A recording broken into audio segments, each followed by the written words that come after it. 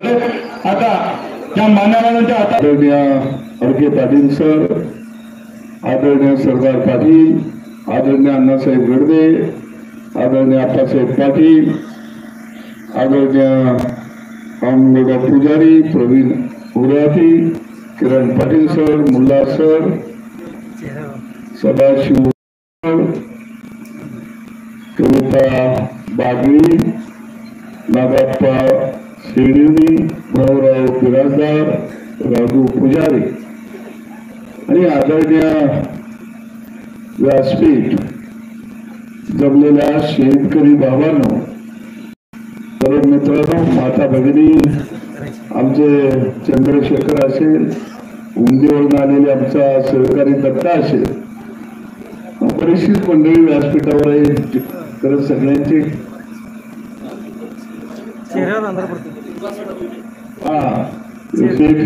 आलेले आहेत.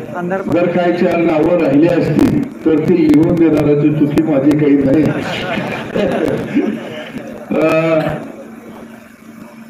आदरणीय गोपीचंद पडळकरजी यांच्या प्रचारानिमित्त ही जाहीर सभा होत आहे आणि या परिसरातील सगळे माझे पत्रकार मित्र, काही अधिकारी. बाबांनो, लोकशाहीमध्ये राजा निवडण्याचा अधिकार हा जनतेला आहे आणि तो अधिकार ज्यांनी दिला त्या महामानवाचं नाव आहे भारतरत्न डॉक्टर बाबासाहेब आंबेडकर. कारण पूर्वीच्या काळामध्ये राजा राणीच्या पोटाला जन्माला यायचा. राजाचा माझ्या तालुक्याचा राजा गोडमाला आली, तिला त्या भूमी कन्याला पळवून रावणाला नेलं. तिच्या शोधाला हनुमानाला रामाने पाठवलं. तस आपण गावगाड्यातली माणसं, आपण शेतामध्ये राबतो, धान्य निर्माण करतो, त्याचा भाव दिल्ली मुंबईला करतो, आपण इथं काबार कष्ट करतो, आपल्या श्रमाला धोरण हे मुंबई दिल्लीला ठरत. मग आमदार खासदार आपण हनुमान म्हणून मुंबई दिल्लीला पाठवतो आणि त्यांना सांगतो की मुंबई दिल्लीमध्ये आमची सीता गेली, तिचा शोध घ्या.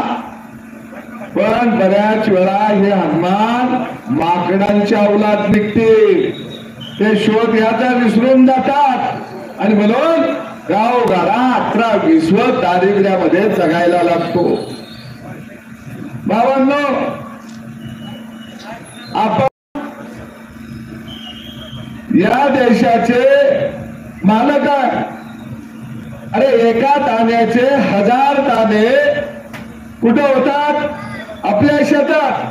किलोभर पेरलं की पोतेभर येत आहे, पोतेभर पेरलं की खंडीभर येत आहे. अरे एका दाण्याचे 1000 दाणे कुठे होतात? आपल्या बापाच्या कारखान्यात. पण टाटाच्या कारखान्यात 1 किलो लोखंडाचा गोळा टाकला तर तिकडं 1.5 किलो तयार होतोय. पण आपल्या बाच्या कारखान्यात 1 किलो टाकलं तर 1000 किलो तयार होतोय. मग अरे जर एवढं तयार होतंय तर आपला बाप गरीब का? याच कारण त्याच्या शेताला पाणी दिलं नाही, त्याच्या शेतमालाला भाव दिला नाही, त्याच्या दुधाला भाव दिला नाही, म्हणून आपल्या गावगाड्यात गरिबी नावाची अवदसा राहायला लागली. ही जर अवदसा घालवायची असेल तर आपला राजा हा या मातीशी इमान राखणारा असला पाहिजे, गावगाड्याशी इमान राखणारा असला पाहिजे. आणि म्हणून या निवडणुकीमध्ये जात पात विसरूया आणि काम करणारा शेतकऱ्याचा पोरगा मुंबईच्या विधानसभेमध्ये पाठवूया. ते काम तुम्हाला करावं लागणार. निवडणूक जवळ येईल तशी, जवळ येईल तसं एकमेकावर टीका व्हायला लागणार आहे. मला सरदार म्हटलं आता की कोण खाईच्या दर्जावर जाऊन टीका करतो. अरे माझ्या एवढ्या टीका होत्या, त्या माझ्या डोक्याला केस नाहीत एवढ्या टीका करते. मी त्याच्याकडे बघत नाही आणि मी जात मानणारा माणूस नाही. अरे मी मराठा समाजामध्ये जन्माला आलो, त्याच्यासाठी माझं काय कर्तव्य आहे? जन्म हा अपघात आहे.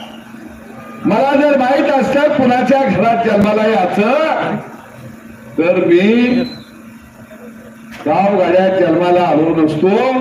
मी देवाला म्हणलो असतो मला जन्माला घालायचाय तर अदानीच्या घाल, अंबानीच्या घाल, टाटाच्या घाल. अरे जन्माला येणं आपल्या हातात नाही, पण कर्तव्य आपल्या हातात आहे. आणि गोपीचंद पडळकर हा लढाऊ माणूस आहे. मी तुम्हाला सांगतो लढाऊ माणूस आहे. त्याला सगळ्यांनी घेरलंय. लक्षात आलं का? सगळ्यांनी. कोण म्हणतंय ते बाहेरनं आलं. अरे बाहेरनं आलं म्हणजे कुठनं आलं? या आभाळातनं आलं. अरे तिची जन्मभूमी वेगळी असेल, पण गोपीचंद पडळकरांची कर्मभूमी हा जत तालुकाच असणार आहे. मी तुम्हाला इथं सांगतो. त्याला एकदा निवडून द्या. त्याच्या पायाला भिंगऱ्या ते तुम्हाला गावागावात दिसाल. ते जतलाच राहील. त्याचं ऑफिस सुद्धा जत मध्येच असेल. आणि या भागातल्या शेतकरी, शेतमजूर, बारा बलुतेदार, आलुतेदार याच्या केसाला सुद्धा हात लागणार नाही अशी व्यवस्था या तालुक्यामध्ये. कुठला अधिकारी मजूर होणार नाही. गोपीचंद पडळकरचा फोन म्हणलं की अधिकाऱ्याची फाटली पाहिजे. तुम्ही नुसती गंमत बघा. अरे आम्ही दोघांनी बैलगाडीचं आंदोलन केलं. बैलगाडी शर्यतीवर बंदी होती. काय आंदोलन केलं? तर जी आमची गावठी गाय आहे, खिल्लार जातीची गाय आहे, ती गाय कुठं आहे?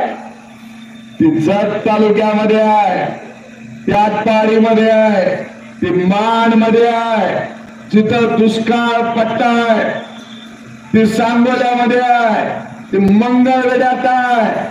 त्या खिल्लार गायच्या पोटी जो खोंड जन्माला येतो तो 5 एकर मध्ये जेवढं धान्य पिकतं तेवढी त्याला किंमत येते. खिल्लार गाय ही आमची लक्ष्मी आहे. तिच्या जर खोंडाला पैसा आला तर तिला आम्ही तिचं संगोपन होईल. आणि म्हणून खिल्लारी गायीच्या फुटीचा खिल्लारी खोंड या महाराष्ट्रामध्ये धावला पाहिजे. ते शेतकऱ्याचं वरदान आहे. अरे म्हणून आम्ही जीवा उद्धार होऊन बैलगाडीच्या शर्यती भरवल्या आणि सरकारला निर्णय घ्यावा लागला. बैलगाडीवरची बंदी उठली आणि याचा खरा करता करविता कोण असेल तर त्याचं नाव आहे गोपीचंद पडळकर. तुमच्याकडे जे टीका करायला येते ती तिने नाव घेतलं, मी घेणार नाही कुणाचं. माझी आजी कोण असतील त्यांना विचारा तुमचं काम काय. कोणतरी गडी उभा करायचा आणि छापखाना चालू ठेवायचा, बाकी काय नाही.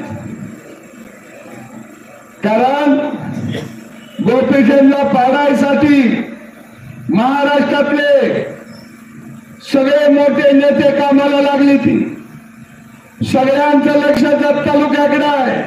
सगळे म्हणतात बारामती पासून 13मती पर्यंत काही करा, गोपीचंदला पाडा.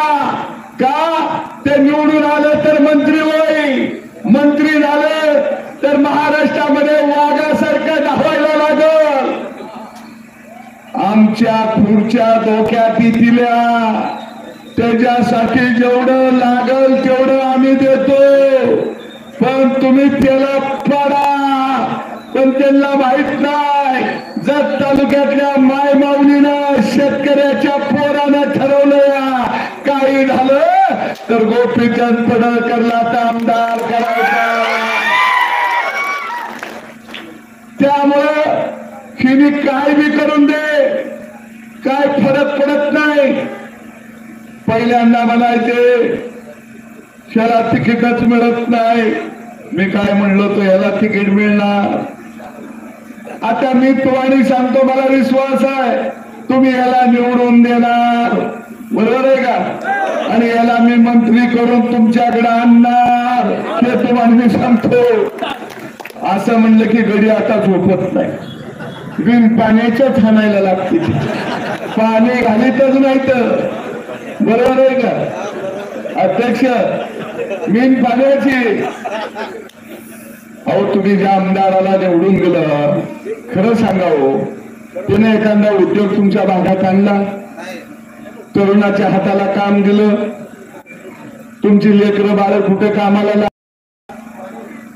त्यानं काय शेतीच्या पाण्याच्या योजनेला गती दिली का काही केलं नाही मी 6 वर्ष आमदार होतो 3 वर्ष मंत्री होतो आता परत मी आमदार आहे मला तुमचं आमदार सभागृहामध्ये माझ्या जत तालुका ताणलेला आहे त्याला पाणी पाहिजे जत तालुक्यामध्ये दुष्काळ पडला पिकं करपली त्याला नुकसान भरपाई द्या नाही बोललं शेतकऱ्याच्या वीज माफ करा नाही बोललं शेतकऱ्याला असेल शेतमजूर असेल त्याच्या दुधाला भाव द्या त्यावर नाही बोललं अरे जत तालुक्यामध्ये रस्त्यांची अवस्था पूर्ण खराब झाली त्याच्यावर कधी नाही बोललं जत तालुक्यातला माझा शिकलेला तरुण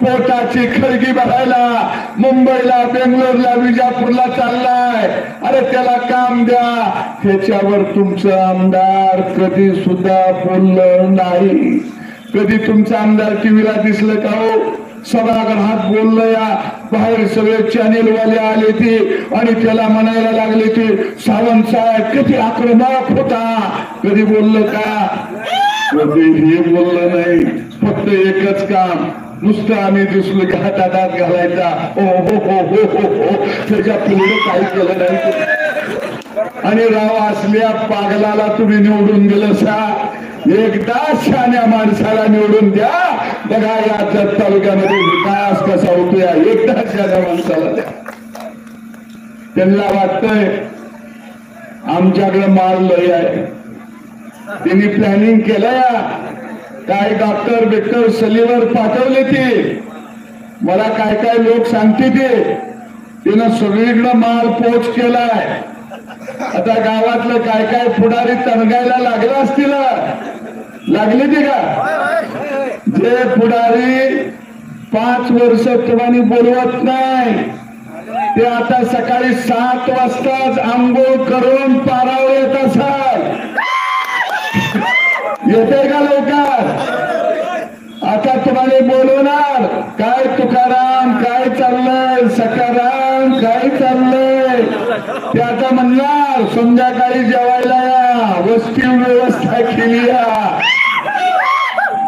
दिला तर 2-4 थट्या रसा हना आपलाच माल आहे दिवाळीचं बदाम आलं तर घ्या दिवाळीचा बदाम म्हणतोय मी नाही चॅनलवाले काहीतरी वेगळं म्हणतील कारण दिवाळीला आपल्याकडे देतो ना आपण लाडू देतो करंज्या देतो बरोबर आहे का त्याला काय म्हणतो आपण चकल्या देतो दुर्डी भरून येते ते घेऊन टाका माल आपलाच आहे पण ते लाडू कानवडं देताना असं देत नाही बरं का ती शपथ मागते ती गुरुबाची मसुबाची अंबाबाईची काय मग शपथ बी देऊन टाकायची. तुम्ही म्हणणार हे बाबा म्हणतोय ते सगळं लाडू कानावलं घेताना शपथ दिली तर मोडली तर पाप लागल. अजिबात पाप लागत नसते. शपथ देताना मनातल्या मनात म्हणायचं उभं द्यायला लागली उभं द्यायला लागलं. देवाला कळतंय हा चोरीचा माल आहे. लक्षात आलं का?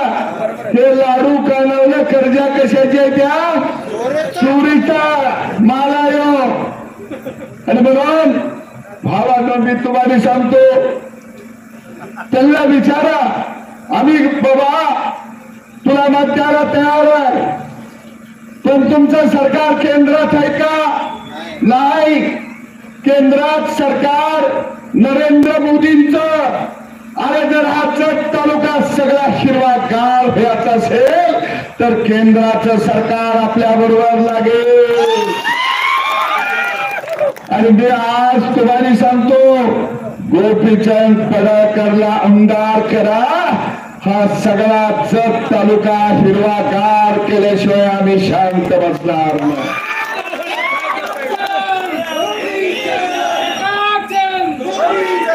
आणि तुम्ही चिंता काय करू नका. त्याला आमदार करा. ते 5 वर्ष. माझी आमदारकी अजूनही 6 वर्ष. एकावर एक फ्री. मी बी तुमच्याकडे आहे. चिंता करू नका. अरे लागल एवढा फंड गावागावात आम्ही देतो. लागल एवढा विकासाला पैसे गावागावात आम्ही कमी पडणार नाही. मी माझ्या काकांच्याकडे गेलो. मला म्हणले सदाभाऊ आम्हाला कॅम्प्युटर लॅब पाहिजे. म्हणलं दिली माझ्या आमदार फंडात. अरे जेवढा या तालुक्याला व्यायामशाळा तालीम या तालुक्यामध्ये आम्ही गावागावात निर्माण करू. याचं कारण मान आणि मनगट दणकट असलं की आमची भावी पिढी कणखार बनते. अरे हे विजन पाहिजे. यांच्याकडे काही विजन नाही. आणि म्हणून मी सांगतो हा तालुका दुष्काळ मुक्त करायचा असेल तर गोपीचंद पडळकर आमदाराला त्या विचारा तुला मत का द्यायचं बाबा. तू काय काय दिलं सांग. आपण सांगू शकतो. अरे आम्ही शेतकऱ्याला पूर्वी 12,000 रुपये देत होतो. आता आमचं सरकार आलं की आम्ही 15,000 देणार. 15,000 म्हणजे महिन्याला किती? 1250 रुपये. लाडक्या बहिणीला आम्ही 1500 देत होतो. आमचं सरकार आलं की आम्ही आता 2100 रुपये देणार. म्हणजे हे 2100 हे 1250 झालं 3300. वर्षाचं किती झालं? 40,000. किती? 40,000. त्याला म्हणा तू काय देणार? आता त्याची या खडू मोठीवर चिवडा वाटीवर रसा आणि 5 वर्ष बोंबलत बसा. अरे तू काय देणार? तू उलट आमच्या लेकरा बाळांना व्यसनाधीन बनवणार. त्यामुळं आम्ही शेतकऱ्याला 15 देणार. माय माऊलीला 21 देणार. आणि शेतकऱ्याचं विजेचं बिल 7.5 HP पर्यंत 0 येणार. अरे तुम्ही काय दिलं? आम्ही माय माऊलीला अर्ध तिकीट दिलं एसटीला. अरे तुम्ही काय दिलं? की संपूर्ण राज्यातल्या शेतकऱ्याचं कर्ज माफ करणार. कर्ज माफ. मला या भागातले शेतकरी भेटले. राजूर आला. कुणाचं 20,000 25,000 30,000 चंद्रशेखर कर्ज आहे. त्याचा जाहीर निलावा काढलाय बँकेनं. अरे काळजी करू नका. आमचं सरकार आलं की आम्ही ते सगळं कर्ज माफ करून टाकतो. चिंता करू नका. आणि जर कुणी कर्ज काढलं नसलं तर काढून घ्या.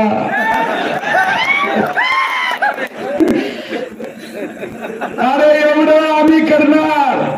आणि तू काय करणार? मुरमाचा रस्ता करणार आणि घरच्यांना टेंडर देणार. त्यातलं पैसे हणणार, निवडणूक आली की दारूची बाटली घेऊन येणार. अरे धंदा किती दिवस. आणि म्हणून या भागाचा जर विकास व्हायचा असेल तर विकास पुरुष नावाचा व्यक्ती गोपीचंद पडळकर यांना विजय करा. तुम्ही जाती पाती अजिबात अडकू नका.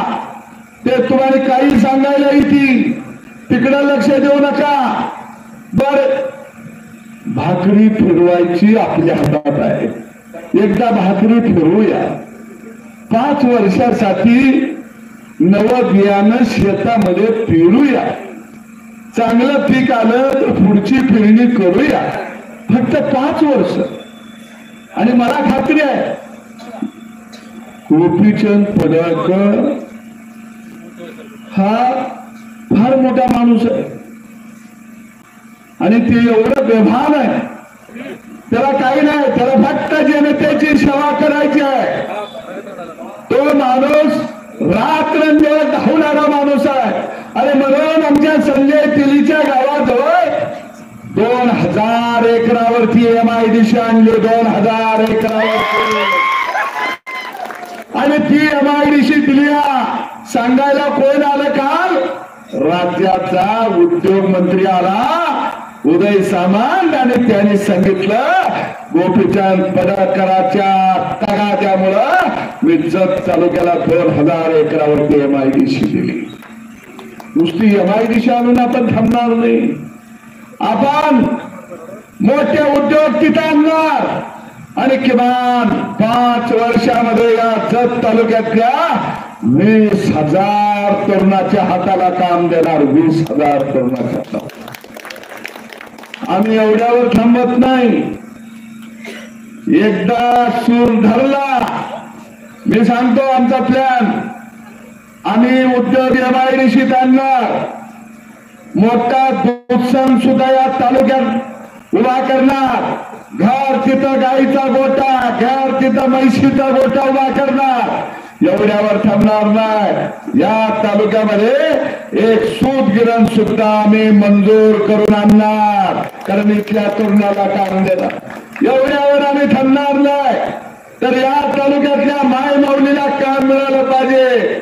म्हणून गारमेंट पार्क, रेडीमेड कपडे तयार करण्याचे छोटे छोटे उद्योग ज्याला गारमेंट पार्क म्हणतात, की ज्या पार्क मध्ये किमान या तालुक्यातल्या 4 ते 1000 महिलांना काम मिळेल असं गारमेंट पार्क सुद्धा या तालुक्यामध्ये आम्ही उभा करणार.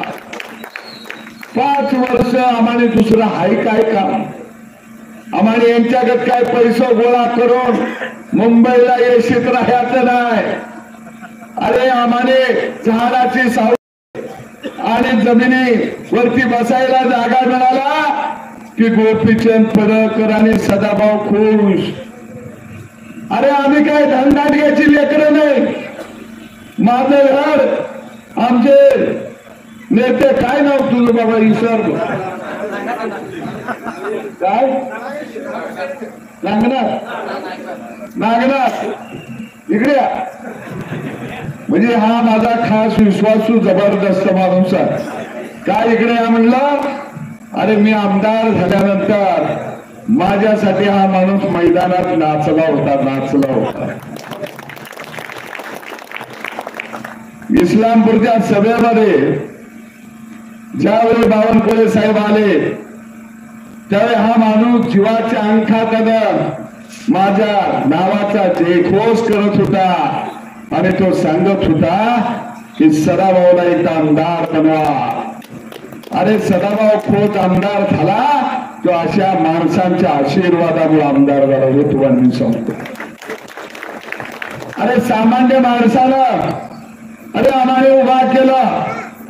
अरे दगड मातीचं माझं घर, मलोबाच्या वाडी नावाचं गाव शिराळ तालुक्याला लागून एका डोंगरात 50 वर्ष 10x12 3 खोल्यामध्ये मी, माझी आई, माझी 2 लेकरं, बायको, माझा भाचा त्याची बायको, त्याची लेकर, अरे 6x12 3 खोल्यामध्ये आम्ही 50 वर्ष राहिलो. वयाच्या 16व्या वर्षापासून शेतकरी, शेतमजूर यांचा लढा या महाराष्ट्रामध्ये लढला. आणि भावानो, त्यांच्या आशीर्वादामुळं मी 2 वेळा आमदार झालो, 1 वेळा मंत्री झालो. ते समोर बसलेल्या या जनतेच्या आशीर्वादामुळं. अरे माझ्यावर कोण धनदानगे कधी आले नाही, कोण यावं याचा आम्ही विचार केला नाही. पण सामान्य माणसाच्या डोळ्यातले असो हे आमच्या असो आहे, ही भावना मनामध्ये जपून काम केलं. अरे मी मंत्री झालो, पण माझ्या बंगल्यावरती महाराष्ट्रातला गोरगरीब शेतकरी, शेतमजूर आणि जे आजारी पेशंट होते ते राहायला माझ्या बंगल्यावरती असायचे. आज मी रुग्णांची सेवा करतो. तुम्हाला माहित नसेल, मला वाटते आमचे पांढरेवाडीचे सरपंच आलीत का इथं? आले असतील. आज जत तालुक्यामधली गोरगरिबाची 36 पोरं माझ्या शाळेमध्ये फुकट शिकत आहेत. माझ्या शाळेमध्ये फुकट शिकत आहेत. पांढरेवाडी वगैरे या परिसरातले 36 मुलं आहेत. अरे का आम्हाला सुचलं? तर आम्ही गरिबी बघितली, आम्ही दारिद्र्य बघितलं, गरिबीशी झुंजताना आम्ही आमचा बाप बघितला, आमची आई बघितली, गरिबीच्या हरारकीमध्ये जगलेला आम्ही आमचा आजोबा बघितला, आमची आजी बघितली. 18-20 दारिद्र्य काय असतं हे गरिबीत जन्माला आल्यावर कळतं. अरे घरामध्ये एखादा पेशंट जर त्याला मोठा आजार झाला असेल, कॅन्सर झाला असेल, किडनीचा आजार झाला असेल, हृदयविकाराचा आजार झाला असेल, तर सगळं घर कापायला लागतं. अरे त्याला 1 लाख, 2 लाख, 4 लाख खर्च येणार असेल तर आमच्या पायाखालची वाळू निसटते. अरे जिती जागती माणसं 2 लाख, 3 लाख रुपये सुद्धा घालून जिवंत ठेवण्याची ताकद गावगाड्यातल्या सामान्य माणसाजवळ राहिली नाही. अरे हे एवढी गरिबी आमच्याच नशिबाला का आली? आणि म्हणून या निवडणुकीमध्ये मतदान करत असताना मी तुम्हाला जाता जाता एक गोष्ट सांगतो. ती जर तुमच्या मनाला पटली तर तुम्ही गोपीचंद पडळकरला मतदान करा, नाही पटली तर तुम्ही मतदान करू नका. शेतकरी असेल, शेतमजूर असेल, 12 गुत्तेदार असेल, या सगळ्यांचं जिंदगी, सगळ्यांचं जीवन सारखं आहे भावानो. कारण मी ज्यावेळी माझ्या बहिणीचा अभ्यास केला, मला 2 बहिणी, भावांनो, ज्या दिवशी माझ्या बहिणीचा साखरपुड्याने लग्न ठरलं, 16व्या वर्षी माझ्या बहिणीचं लग्न ठरलं, त्यावेळी आम्ही शेतामध्ये राहत होतो. लाईट नव्हती. दुपारी साखरपुडा झाला, याद्या झाल्या, पाहुणे निघून गेले, संध्याकाळ झाली, लेकरं बाळा आम्ही अंथरुणावरती झोपलो. हातरायला काय तर पोत्याचं किलतान, बारदान त्याला आम्ही म्हणतो. पांघरायला काय तर जुन्या कपड्याच्या ठिगळाची वाकार, आमच्याकडे म्हणतात त्याला, तुमच्याकडे गोधडी म्हणत असती. आम्ही गोधडी अंगावर घेतली आणि राखेल तेलाचा टेंबा त्या उजेडात माझी आई माझ्या बहिणीला घेऊन खुशीमध्ये झोपली. तिच्या केसामध्ये हात घालून फिरवताना माझी आई म्हणायची, लेकी तुझं आता लग्न ठरलं, तुला नांदायला जायचं आहे. नांदायला गेल्यावर तू आपलं नाव मोठं कर,